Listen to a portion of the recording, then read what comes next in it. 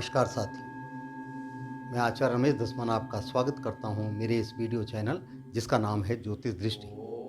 आइए, जनवरी मास में एक और बड़ा उत्तम व्रत आ रहा है जिसे माघ मास के रूप में माना गया है। संकट चतुर्थी अर्थात गणेश चतुर्थी के नाम से यह व्रत जो है प्रचलित है।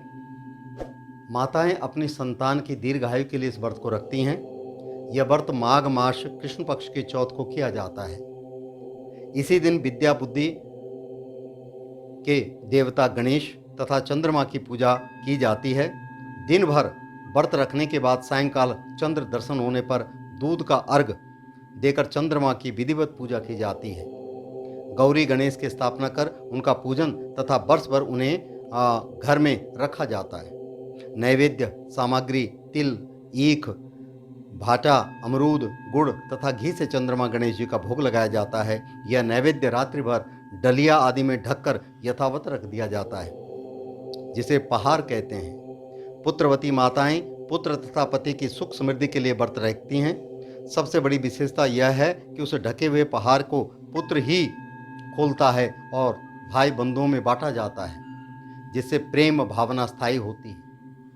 इसकी कथा प्रचलित है कि एक बार विपदाग्रस्त देवता लोग भगवान शंकर के पास गए।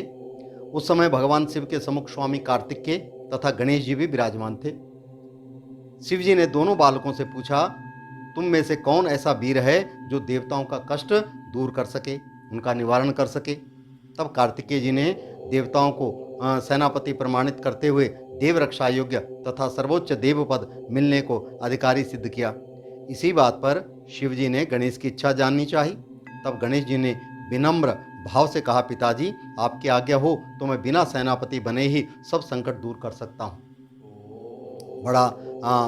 बड़ा देवता बनावे या न बनावे इसकी मुझे अभिलाषा नहीं है, क्यों माता पिता अपनी संतान को अच्छी तरह समझते हैं, जानते हैं। माता पिता से बढ़कर कौन और देव इस लोक में हो सकता है।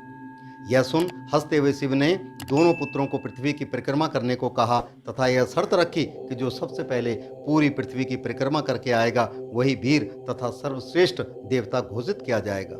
यह सुनते ही कार्तिकेय जी बड़े गर्व से अपने वाहन मोर पर चढ़कर पृथ्वी की परिक्रमा करने चले गए।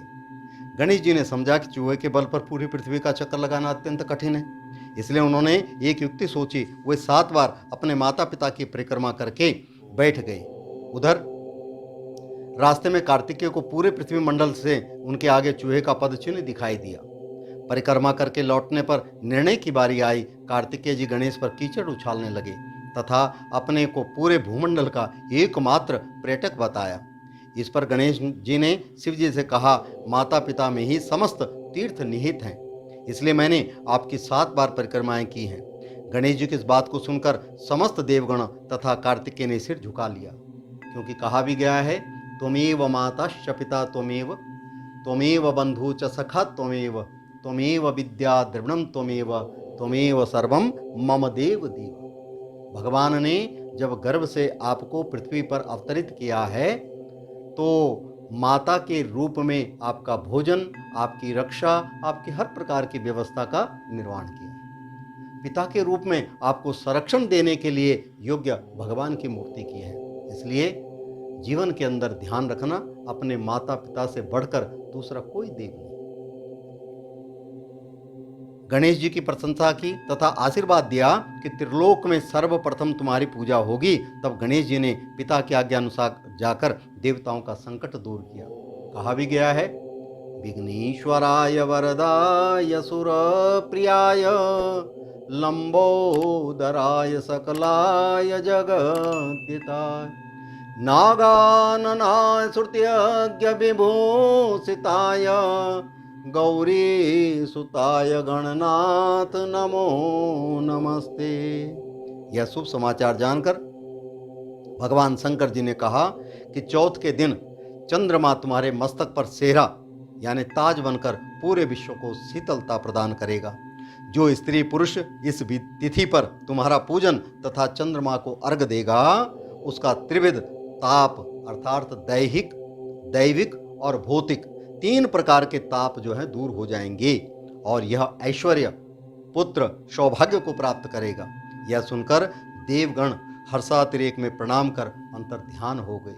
इसलिए इस संकट चतुर्थी के दिन भगवान गणेश जी की, चंद्रमा जी की और इनकी पूजा अर्चना करके, अर्घ दे करके, और जब तारे दिखाई दें तो फिर जो है भगवान को तारों की छाँव में भगवान को अर्घ इत्यादि दे करके, पूजा अर्चना करके, और फिर जो है डलिया का मिष्ठान अगले दिन खोल करके खाना चाहिए, सभी में वितरित करना चाहिए। ऐसा कर्म करने से निश्चय ही मनुष्यों की मनोकामनाएं पूर्ण होती हैं। इन्हीं शब्दों के साथ मैं अपनी वाणी को विराम देता हूँ।